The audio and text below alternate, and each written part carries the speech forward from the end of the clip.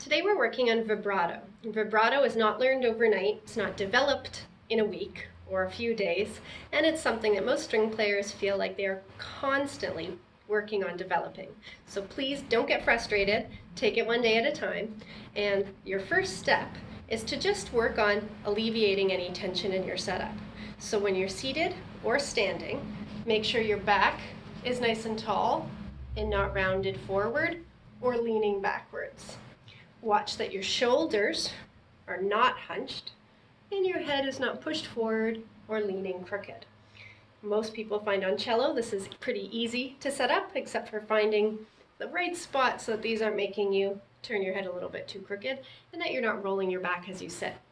On violin and viola, there are a few added challenges. When you set up your violin and viola on your shoulder, make sure your hand isn't required to squeeze. You should be able to mostly hold it without your left hand.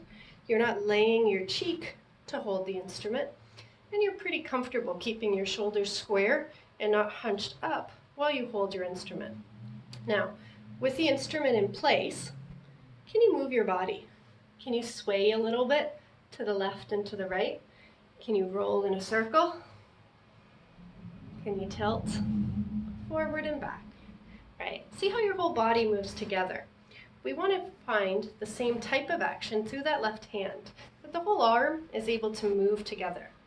The first exercise we're going to do today is called a palm pat. What you're going to do is slide your hand right up until your palm is resting against the shoulder of the instrument. So cellists, you're sliding right down into this position here. In violin and viola, you're holding it like when we first do a twist and turn.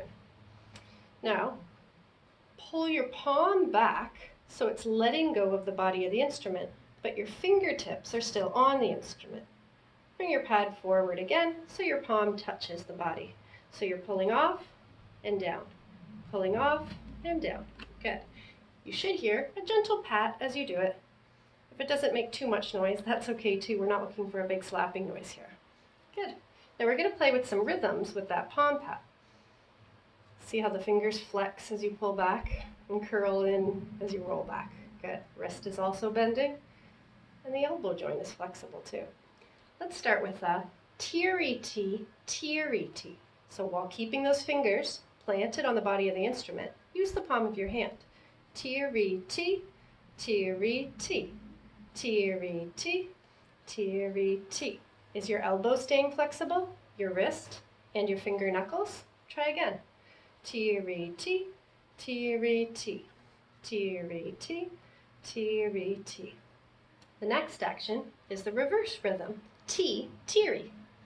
1, 2, tee, teary, tee, teary, tee, teary, tee, teary. You may find that your fourth finger wants to come right off, but we want to build the continuity through the joints here as well, the looseness through your fourth finger. So try to keep the point or the tip of your fingers all planted and allow each one of those joints to bend and flex as you move your palm. The next rhythm is teary, teary, tee, tee. Teary, teary, tee, tee. Teary, teary, tee, tee. Teary, teary, tee, tee. Teary, teary, tee, tee. And this time we're going to do teary, teary, teary, teary. So you're basically just staying in motion with the palm. Teary, teary, teary, teary, teary, teary, teary, teary, teary, teary, teary, teary, teary, teary, teary, teary. Now, have a quick look at how your thumb is making contact on the back of the neck. Were you hooked around and holding on with this whole inner part of your thumb and index finger? That's not so great. That's giving too much of a vice grip on the neck of the violin, viola, or cello. Your thumb should be able to hold on while creating a tunnel down between the thumb and the index finger. So even though you were holding on with your fingers on the pad of the instrument, the thumb was on the back, we were still creating a C shape with the thumb and the index, and none of this inside part of your thumb and index finger were touching the instrument. If yours were, go back and start this step again, or try it again that way tomorrow, being more conscious of your thumb and index finger placement. The next one is going to be a top tap. For top taps this time, it's the fingers themselves that are going to be lifting up and down and dropping onto the body of the instrument. If you have long nails, go and cut them. We don't want scratches on the surface of our instrument. A string player usually has just a tiny little bit of white on their nails, no long pointed and certainly not sharpened nails. If yours have grown that long and you can't go see your usual manicurist, I guess you have your own duty for today. We don't want to scratch on the surface of the instrument, but we want to have some precision using the points of the fingers. So bring your hand right up to a high position. You can let your thumb touch on the back of the body, and the fingers themselves are going to pat on the top surface of the instrument. Good. Try it a few times, and as you're doing it, try to feel what part and see of your body is moving. Can you see the finger joints staying curled as you lift them up and down? Is your wrist flexing a little bit and changing shape through the palm and the hand? Does your elbow move as much in this one? Not as much as we saw in the palm pats. Try to get somewhat comfortable, so figure out where you want your thumb to be. There's no right answer. And we're just trying to drop those fingers down on the surface of the instrument. What we're building here is the connections in the fingers themselves. And we're going to play with some rhythms again. The first rhythm is ti-ti-ta, rest. Ready, go. Ti-ti-ta, rest. Ti-ti-ta, rest. Ti-ti-ta, rest. Now, since we aren't using the elbow joint, but we will need it for vibrato as well, we're going to use the rest to slide back to a home position, a first position, and then back up again. So that same rhythm would look like this. Ti-ti-ta, rest. Ti-ti-ta, rest. Ti-ti-ta, rest. Ti-ti-ta, rest. As you slide back and forth, it's the thumb that slides along the length of the neck of the violin. It's not that whole hook vice grip that we were just talking about, but just the thumb sliding under and back. And the whole arm travels back to first position and back up to the high position. Let's try that same rhythm again. Ti-ti-ta, rest. Go. Ti-ti-ta, rest. Ti-ti-ta, rest. Ti-ti-ta, rest. Ti-ti-ta, rest. Try to stay nice and loose through that wrist and forearm and elbow joint. The next pattern is triplet ta, rest. Triplet ta, rest. Triplet ta, rest. Triplet ta, rest. Triplet ta, rest. Try to keep your fingers loose and floppy. They're flopping onto the body of the instrument. Again, triplet ta, rest. Triplet ta, rest. Triplet ta, rest. Triplet ta, rest. Tiri-tiri-ta. Tiri-tiri-ta, rest. Tiri-tiri-ta, rest. Tiri-tiri-ta, rest. Tiri-tiri-ta, slide. Tiri-tiri-ta, slide. Tiri-tiri-ta, slide. Good. Take a little rest. If you're finding that you're starting to really feel a lot of pain in your shoulder, that's a really good indication that there's something wrong with your setup. String players get pain in joints when they're keeping those joints suspended in one place. Joints are not meant to be held in that one place. We have flexibility, but we want to keep them soft as much as possible and not hyperextended. So if you're rolling forward with your body or lifting up with your shoulders or cranking ahead in one direction, yes, you'll start to experience more pain. Now, note the difference between pain and a little discomfort. Discomfort comes when you use muscles in a new way. So it's normal right now if your bicep, tricep, forearm are starting to feel a little tired. But if your finger is really hurting, maybe you were hitting it a little too hard, or maybe you were keeping it arched in a prone position instead of soft as you were tapping on your instrument. The next step is scrubbing the string. You can start violinists and violists by holding it guitar style if you like. The idea here is that we're just cleaning the instrument strings. Don't worry with your bare fingers. Don't worry about which fingers are touching which strings. All the fingers might be touching all the strings. We're just gliding up and down, trying to think flexible, reactive.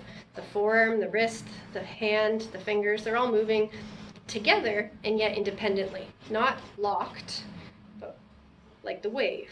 One lifts up and the others follow. You're just feeling a scrubbing action up and down the length of the string. As you start to feel comfortable with that, try speeding up the action. And as you speed up the action, you'll find you shrink the distance. You won't be traveling as far anymore, but staying more like in one position at a time. And then the finger itself will start to feel a little more tacky, like it's sticking down into the fingerboard, and that's what we want to feel. Like you're staying in one position, but don't choke. Stay loose through your shoulder and loose through your arm, and keep shaking the finger. Don't be concerned about whether it's moving up and down a note or two, or staying right in one spot. Staying right in one spot will come with time. If you're gliding a little bit right now, that's still the action we want to accomplish. So twist and turn, shoulders down, and cellist's elbow up and supported, not down here. Shoulders are back, and scrub your string. This time, choose one finger to scrub with. I'm using my second finger on the D string, sort of like an F. Just sliding it right up and down. I'm probably going from first position all the way to about third position. And then as I start to glide a little faster, I'm not squeezing any tighter. I want to keep my muscles soft and loose, and the distance shrinks. And I start to feel that finger feel a little tackier, like it's staying in one spot. And once it's staying in one spot, I'm using gravity to sink in a little more. I'm not squeezing on the back end with my thumb, but using gravity to pull down.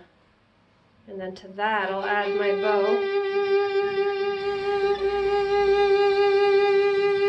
And hear a bit of a vibrato sound. Now, it doesn't matter if you're ending on an F or an F sharp or a G right now. You may also be still getting this sound. That's the right sound. It means that you're actively sliding your finger. This is not the right sound. See how this is all locked through my forearm? I want to stay loose through that arm.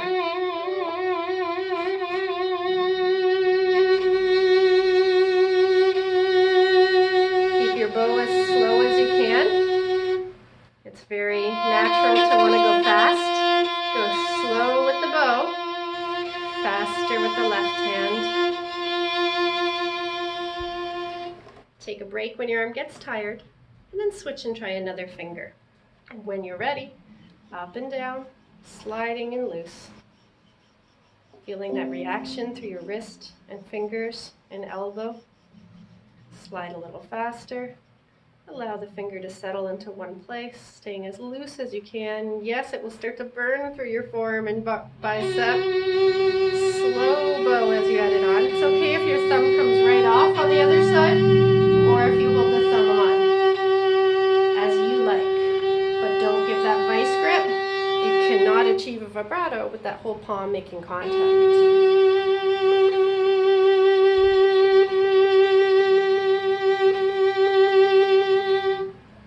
Take a rest when you're ready, and then when you're ready again, go back and try the other two fingers. If you can spend 5 minutes every day working on your vibrato, and then take advantage of every long note you can during your music to try to practice your vibrato, you should see results in the first week already.